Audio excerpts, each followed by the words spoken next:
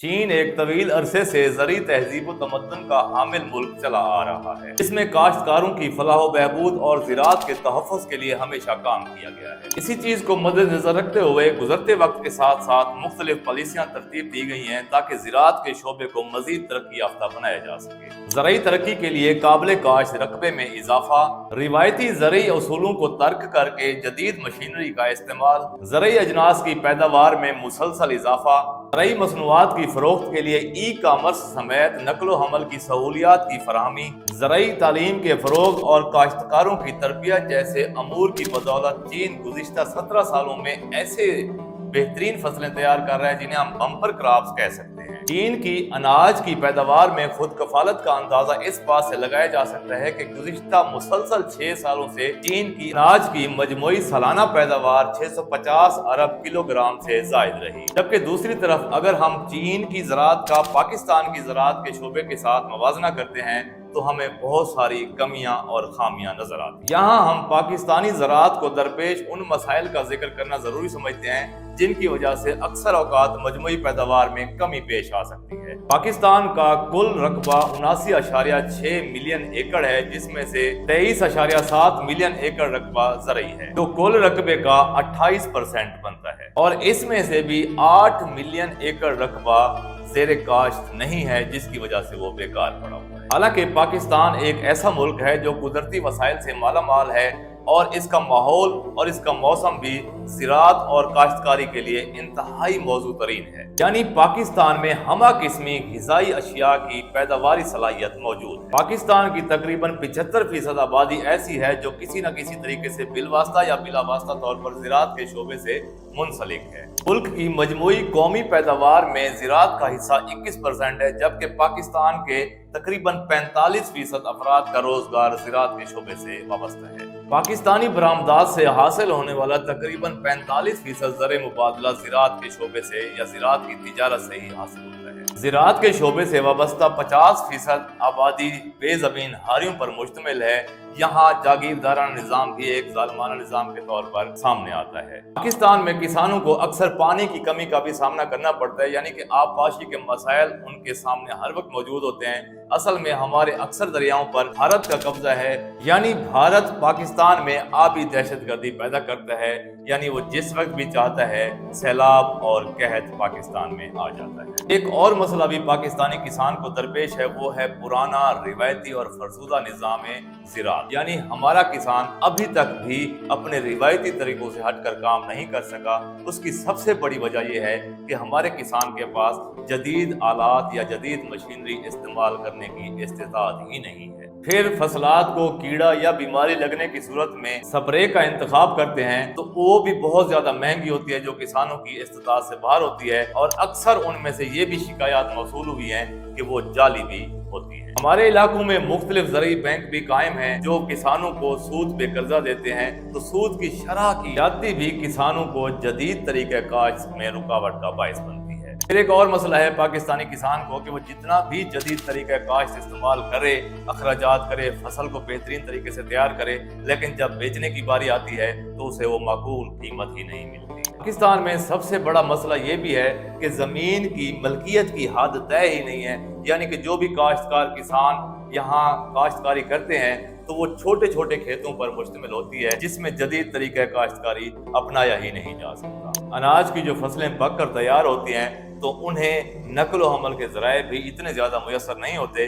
कि वो मंडियों तक आसानी से रसाई हासिल कर सके। पाकिस्तान में ज़राअत के मसाइल के हल के लिए पाकिस्तानी हुकूमत ने हर तहसील की सतह पर महकमा तौसीर ज़राअत कायम कर दिए हैं, जिनमें अक्सर औकात जो फील्ड ऑफिसर होते हैं वो हर यूनियन कौंसिल की सतह तक तैनात किए जाते हैं। इन लोगों का काम होता है काश्तकारों को आगाही फराहम करना। असिस्टेंट डायरेक्टर ज़राअत तौसी वाजिद अली आपसे मुखातिब हूँ कि महकमा ज़राअत तौसी का जो काम है वो इस हवाले से है कि हम एक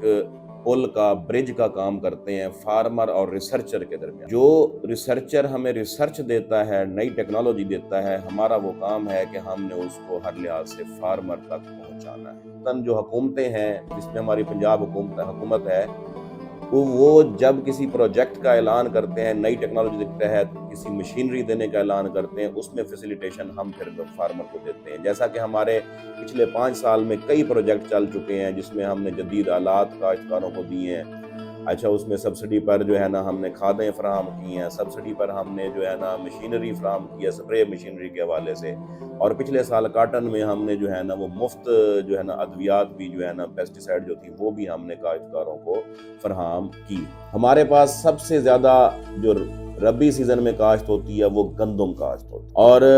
اس کے بعد ہماری جو میجر دوسری فصل ہے وہ خریف سیزن میں وہ کپاس بھی ہے، چاول بھی ہے. اس کے علاوہ ایک اور فصل جو ہماری پورے سال کی ہوتی ہے وہ گنا بھی ہے. جو نئی ٹیکنالوجی موجود تو ہر جگہ ہے، لیکن اس کا جو اڈاپشن ریشو ہے یا اڈاپشن ریٹ ہے وہ کم ہے، کیونکہ ہمارے پاس جو نئی ٹیکنالوجی ہے اس کا وہ زیادہ تر جو مطلب بنیادی چیزیں ہیں وہ مشینری ہوتی ہے، اور مشینری وہ ہمارے چھوٹا کاشتکار ہونے کی وجہ سے مشینری چھوٹے کاشتکاروں کے پاس کم ہے، اور جو بڑے کارپوریٹ سیکٹر ہیں وہ ہمارے پاس اب دوبارہ اس میں جو ہے نا وہ ان ہو رہا ہے، اور ان کے پاس مشینری موجود ہے، جس کی وجہ سے جو ہے نا وہ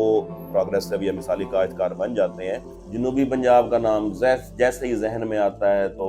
آج کل کے حوالے سے یا 1 مہینہ بعد کے حوالے سے آموں کا لفظ فوراً ذہن میں آتا ہے کہ آم جو کہ پھلوں کا بادشاہ کہلاتا ہے تو جنوبی پنجاب کی وہ پہچان ہے. اور جنوبی پنجاب میں جو ضلع مظفر گڑھ ہے، ایک حیران کن بات سمجھ لیں کہ اس وقت ضلع مظفر گڑھ فی ایکڑ پیداوار کے لحاظ سے پورے جنوبی پنجاب میں آگے ہے آم کے حوالے سے. تو آم کی دیکھ بھال کے لیے آج کل جو ہے نا 2-4 چیزیں ذہن میں رکھنے والے ہیں. جو باغبان ہیں ہمارے، ایک تو اس کو جو ہے نا پانی کے حوالے سے لازمی دیکھیں، کیونکہ موسم گرم ہو رہا ہے تو پانی اس کو جو ہے نا وقت پر لازمی لگائیں. دوسرا یہ کہ آج کل پھول سے جو ہے نا وہ پھل بن رہا ہے، اور وہاں پہ جو ہے نا تقریباً اپنا ایک ہمارے پاس جو کیڑا ہوتا ہے جو اس وقت حملہ آور ہوتا ہے جسے ہم کہتے ہیں مینگو ہاپر یا آم کا تیلا بھی اسے ہم کہتے ہیں، وہ حملہ آور ہوتا ہے. تو اس کو دیکھنے والی بات ہے، یہ اس کا چھپنے کی جگہ ہوتی ہے. جو آم کے ٹہنے ہوتے ہیں، آم کے تنے ہوتے ہیں، ان میں کریکس پڑے ہوتے ہیں، تو ان جھریوں میں یا ان کریکس میں جا کے یہ جو ہے نا چھپ جاتے ہیں، اور خصوصاً دھوپ جب نکلتی ہے اپنا تقریباً 11-12 بجے کے قریب اس میں اندر جا کے چھپ جاتے ہیں. اگر ہمارا کاشتکار اس کو سپرے کرتا ہے، وہ بار بار سے سپرے کر جاتا ہے، یہ اندر چھپے بیٹھے ہوتے ہیں. اس کا کنٹرول کرنا ہو تو ٹھنڈے ٹائم آپ نے اس کو سپرے کرنا ہے، اور ٹھنڈے ٹائم سپرے کرنا ہے، اندر سے بھی سپرے کرنا ہے، آم کے اندر جا کے کینوپی کے اندر، اور جو ہے نا اس میں باہر سے بھی آپ نے اس کو جو ہے نا سپرے کرنا ہے. اس میں جو اچھی کمپنیوں کی جو پیسٹی سائڈ ہیں وہ موجود ہیں اس حوالے سے، تو ان کو ہمارے جو زرعی ماہرین ہیں ان کے مشورے سے جو ہے نا اس کا آم کے تیلے کا تدارک جو ہے نا وہ کیا جا سکتا ہے. اس کے علاوہ اپریل جو ہے نا وہ آم کے حوالے سے اس لحاظ سے بھی اہم ہے کہ اس میں ہماری آخری قسط جو ہے نا کھاد کی آنی ہوتی ہے یوریا فرٹیلائزر کے حوالے سے یا نائٹروجن فرٹیلائزر کے حوالے سے. اس میں آپ جو ہے نا 2 سے 2.5 کلو یوریا یا 2 سے 2.5 کلو امونیم سلفیٹ یا 2 سے 2.5 کلو جو ہے نا گوارا استعمال کر کے آپ جو ہے نا اس کی کھاد کی جو کمی ہے نائٹروجن کے حوالے سے یا جو آخری قسط ہمیں دینی ہوتی ہے وہ اس کو پورا کیا جا سکتا ہے. فصل کوئی بھی ہو، بنیادی اصول زراعت کے حوالے سے وہ تقریباً ایک جیسے ہی رہتے ہیں، تھوڑا بہت فرق اس میں آ جاتا ہے. پہلی بات وہی کہ زمین کی تیاری اچھی ہونی چاہیے، دوسری بات ورائٹیز کا انتخاب اچھا ہونا چاہیے، تیسری بات متوازن کھادوں کا استعمال ہونا چاہیے، اور چوتھی بات کہ فصل کو ہم نے جو ہے نا تیار ہونے کے بعد فوری طور پہ جو اس کا ٹائم ہے، مقررہ ٹائم ہے، اس پہ ہم نے ہارویسٹ کرنا ہے یا برداشت کرنا ہے، تاکہ کھڑے یا اس کو زیادہ ٹائم دینے سے اس کی کوالٹی خراب نہ ہو. اگر حکومت زراعت کے شعبے میں یہ تمام مسائل ترجیحات کی بنیادوں پر رکھے تو پاکستان میں زرعی شعبہ دن دگنی رات چوگنی ترقی کر سکتا ہے. زرعی شعبے کے تمام مسائل ختم ہو سکتے ہیں، عوام آسودہ ہو سکتی ہے، اور پاکستان خوشحالی کی طرف گامزن ہو سکتا ہے.